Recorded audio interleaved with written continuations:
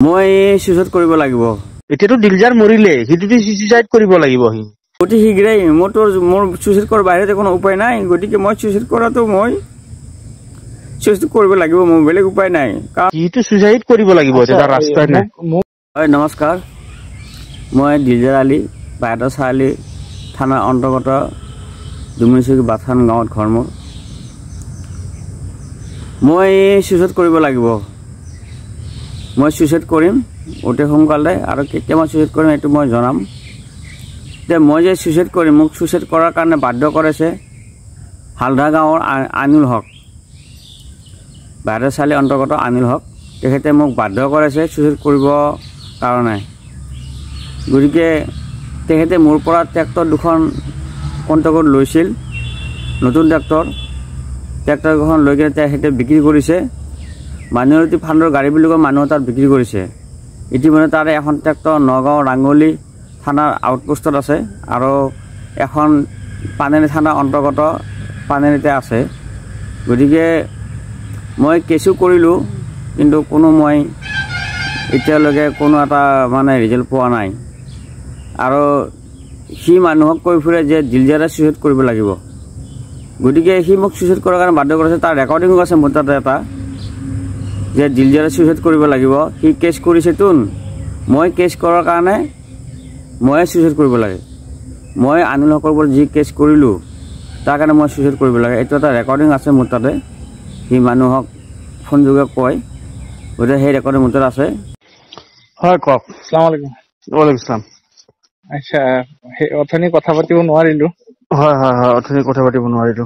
হয়, কওকচোন। এতিয়া কথাটো হ'ল কি কৰিলে, মানে জোনাবে আছে নে কোন ইকৰামুলে আছে বা মাষ্টৰে আছে, কোন আছে মই নাজানো XYZ। মই পাম তথ্যখিনি, গোটেইখিনি পাই যাম কিয়া। কিন্তু আপোনাৰ মই জনা মতে সিহঁত নগাঁৱৰ আপোনাৰ বাদে মাষ্টৰ, ইকৰামুল, জোনাব আৰু দিলজাৰ, এই তিনিজনে লগ কৰি পেলাই আপোনাৰ মোৰ ওপৰত কেছ দিছে। দিলজাৰে দিছে যে মই তেখেতৰ গাড়ী চুৰি কৰিছো, আৰু তেখেতসকলে দিছে যে আমাক ট্ৰেক্টৰ দিম বুলি কৈ পেলাই মোৰ ওপৰত আপোনাৰ হেৰি কৰিছে, আপোনাৰ ইমানখিনি পইচা লৈছে, 6-7 লাখ টকা। আপোনাৰ পইচাটো আমাক ৰিকভাৰী কৰা নাইকিয়া, নট বেল ৱাৰেণ্ট কেছ হৈছে। তাৰপিছতে আপোনাৰ 3টা ধাৰা, 7টা ধাৰা হৈছে টোটেলি। আপোনাৰ কেছটো ৰঙিয়াত ৰেজিষ্টাৰ হৈছে, ৰঙিয়া কোৰ্টত। তাৰপিছত মোক এৰেষ্ট কৰিবৰ কাৰণে আহিছিলে। তাৰপিছত মই ঘৰত নাছিলো কাৰণবশতঃ, এঠাইত গলো। তাৰপিছত SP চিনাকি আছিলে মোৰ, এনেকে মিলি পেলাই মই বেল ল'ব লগা হৈছে। এন্টিচেপ্টিভ বেল লৈছো মই। তাৰপিছত আপোনাৰ বহুতখিনি মোৰ পইচাও খৰচ হৈছে। তাৰপিছত এতিয়া কথাটো হ'ল কি, কোৰ্টত কেছটো চলিব। এইটো দিলজাৰৰ থ্ৰু দি আহিছে কেছটো। দিলজাৰকতো এতিয়া ধৰক আপোনালোকে, আপোনাত বাদে সিহঁতেহে খানিছে কথাটো। সিহঁতে জাপত লৈছে দিলজাৰক, আৰু দিলজাৰে এতিয়া কেছটোৰ মেইন হেড দিলজাৰ। গতিকে এতিয়া দিলজাৰক ধৰিব দিয়ক সিহঁতক, মোকতো ধৰিবলৈ লাভে নাইকিয়া। আৰু জোনাবে মোক ফোন মাৰি আছে, মই ৰিচিভ কৰা নাই। জোনাবৰ লগত মই কি কথা পাতিম? কথা পাতিবলৈ কোনো দৰকাৰ নাই। এটা কেছ যিহেতু মোৰ ওপৰত দিছে, এতিয়া মোক কেছটো দিয়াৰ বিনিময়ত মই তেখেতৰ লগত কি কথা পাতো তেতিয়াহ'লে?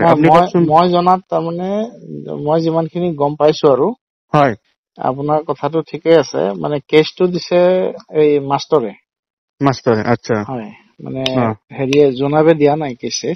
আচ্ছা। কিন্তু জোনাবে সেইদিনাখনো মোক কৈছিলে, বোলক তেখেতৰ ঘৰৰ পৰা আহোগৈ। হয়, মই বোলো এতিয়াতো লকডাউন, এতিয়াতো যাব নোৱাৰিম। হয়, লকডাউনটো অলপ হেৰি হওক, শিথিল হওক, তাৰপিছত যাম বাৰু এদিন।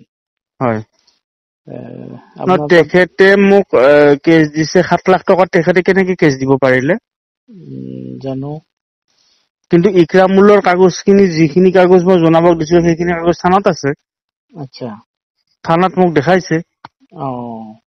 বস্তুটো তেনেকুৱা হৈছে নহয়। বোধহয় মাষ্টৰে তেখেতৰ পৰা লৈছে, তেনেকুৱা হৈছে কথাটো। আচ্ছা, এতিয়াতো দিলজাৰ মৰিলে, সিটোতো সুইচাইড কৰিব লাগিব।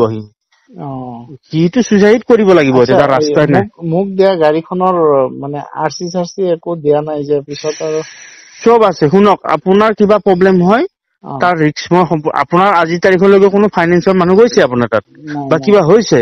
একোটো প্ৰব্লেম নাই। মই যিমান কেইখন গাড়ী দিছো এতিয়ালৈকে একো প্ৰব্লেম অহা নাই কিয়া। কিন্তু মিটাই মোক এৰি ফেলে 3খন গাড়ী দিছিলে তাৰ একমাহ পিছতে ঘৰত মানুহ যে হাহাকাৰ লগাইছে বহুত খেলি মেলি গতি এইখিনি কিয় হ'ল কাৰণ মোৰ পিছত আহিব লাগিছিলে মোৰ লিংকদি গোটাখিনি আহিব লাগিছিলে কিন্তু মই দিয়া গাড়ী আজিলৈকে 14-15খন গাড়ী মই দিছো এতিয়ালৈকে কোনোখন গাড়ী একো হেম্পাৰ হোৱা নাই কি এতিয়ালৈকে হয়তো কাবাক গাড়ী দুখন দিওঁতে দেৰি হৈছে বা হেতু বেলেগ কথা কিন্তু মই দিয়া গাড়ী এতিয়ালৈকে কোনো মানুহ হেম্পাৰ হোৱা নাই কিন্তু কথাখিনি কি কৰিলে মানুহবিলাকে বস্তুটো মুখ এৰাই ফেলে গোটেইখিনি মানুহ একগোট হৈ মোৰ এগেইনষ্টে বিভিন্ন ধৰণৰ বিভিন্ন মানে কৰিব ধৰিলে কিন্তু হেতু বেয়া কাম কৰিছে হনে নহয় আপুনি নিজে কওক বাৰু মাষ্টৰে হওক অৱশ্যে মাষ্টৰে যে মানে কেছ কৰিছে মাষ্টৰক মানে অপদস্থ কৰিছে তো বহুতবাৰ আচ্ছা আচ্ছা যিজন মানুহ মানে হেৰি কৰিলে না মাষ্টৰে মোৰ ওপৰত কোৰ্টত কেছ কৰিছে নগাঁও কোৰ্টত মই হেতু বেয়া পোৱা নাই কি তেখেতে মোক লিগেল ভাবে সেইখন দিছে মই হেতু কোনো বেয়া পোৱা নাই কি মাষ্টৰক আপুনি বহুত কেটা ডেট দিলে তো কিন্তু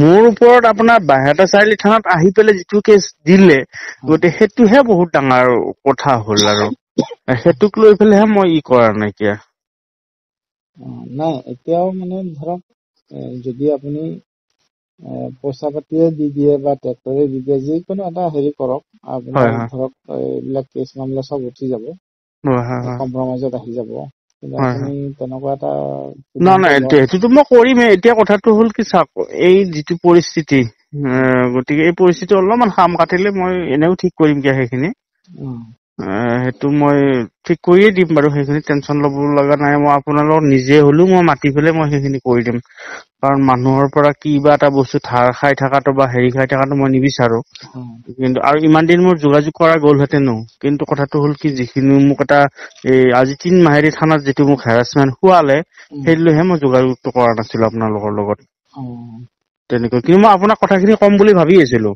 কিন্তু মই আপোনাক কথাখিনি কোৱা হোৱা নাই কিয়া কিন্তু মই আপোনাক জনাব লাগিছিলে কথাখিনি গতিকে মই পিছত বাৰু জনাম ইয়াত কিন্তু আপোনাৰ মই অলপো পোৱা নাই কিয়া মই আপোনাক কথাটো ডাইৰেক্টলি কৈ দিলো ডিলজাৰে তেখেতসকলক লগত লৈ পেলাই কৰাইছে বস্তুটো তেনেকুৱা আৰু ডিলজাৰ কোন মই চিনি নাপাও আপুনি নাপায় ইহঁতে পায় ইহঁতে পায় সেইফালৰ নেকি এই বিটিএডি মানুহ নেকি নহয় আমাৰ ইয়াৰে ডুমনিচুকি আচ্ছা আচ্ছা আচ্ছা ডুমনিচুকি হয় আচ্ছা গতিকে সি মোক পাত্তা পোৱা নাই কিয়া একো কৰিবৰ কাৰণে যদি মোৰ যদি ইমান ভুলে আছিলে সি মোক চুৰ কেছ দিছে এটা থানাত 420 কেছ এটা মোক ইমানখিনি হ'ব লাগিছিলে মোৰ হেৰিখিনি এতিয়ালৈকে একো কৰিব নোৱাৰিলে কিন্তু এইখিনি কি কৰিলে বস্তুটো বেয়াহে কৰিলে আজি এইখিনি পইচা মই নিশ্চয় মাষ্টৰক বা মই জনাবক দিব পাৰিলোহেঁতেন কথাটো এনেকুৱা কথা বা কিবা এটা সলিউশন ওলালে কিন্তু মানুহক এনেকুৱা কৰিব নালাগিছিলে আৰু সেইখিনিয়ে কথা আৰু গতিকে আপুনি এটাও টেনচন ল'ব নালাগে মই ক'ব বাৰু মই হেৰি কৰিম যিখিনি অলপমান সিচুৱেশনটো হেৰি হওক বাৰু ভাল হওক ভাল হলে মই মাতি ফেলে আপোনালোকৰ হেৰিখিনি মই কৰাই দিম বাৰু গতিকে মোৰতো উপায় নাই গাড়ী কেইখনো জাগায় জাগায় বন্ধ হৈ আছে কোটোতো কেছ কৰিছোঁ তাতো মই কোনো মানে এটা ভাল ৰিজাল্ট পোৱা নাই কাৰণ আনিল হক নাযায়ে কেতিয়াবা যায় আৰু প্ৰায়ভাগ নাযায় নাকো তাতে যাই ফেলে বেল লয় যে এনেকৈ বেল লৈ থাকিব আকৌ নাযাব আকৌ বেল ল'ব আকৌ নাযাব এনেকৈ থাকিলে মোৰ কি উপায় হ'ব আৰু সি যে মই কেছ দিয়াৰ কাৰণে মোক যে ছুইচাইড কৰিব লাগে বুলি ক'লে গতিকে ঠিক আছে মই এতিয়া উপায় নাই ৰাইজৰ আগত মই মোৰ এই কথাখিনি মই ৰাইজক কৈ দিলোঁ ৰাইজে মোক কি উপায় দেই এইটো ৰাইজৰ মাজত মই ঠেলি দিলোঁ সি এজনে আনিল হক যিজনে সি এনেকুৱা ছয়টান বদমাছ সি বহুত মানুহলৈ ট্ৰেইনিং কৰিছে গতিকে মই অতি শীঘ্ৰেই মোৰ ছুইচাইড কৰাৰ বাহিৰে কোনো উপায় নাই গতিকে মই ছুইচাইড কৰিব লাগিব মোৰ বেলেগ উপায় নাই কাৰণ সি হ'ল মানে এটা বাহুবলী তাত টকা পইচা থকা মানুহ সিটো মোক মাৰাৰ কাৰণে হত্যাৰ কাৰণে কিমান চেষ্টা কৰি আছে গতিকে মই ৰাইজৰ মাজলৈ মোৰ এই বক্তব্যখিনি মই ৰাইজৰ মাজত ঠেলি দিলোঁ কিবা যদি ভুল হৈছে মোৰ আপোনালোকে মাফ কৰি দিব আৰু যিমান পাৰে মোৰ এই মানে কথাখিনি ৰাইজে যাতে অলপ মানে ৰাইজৰ মাজলৈ ঠেলি দিয়ে নমস্কাৰ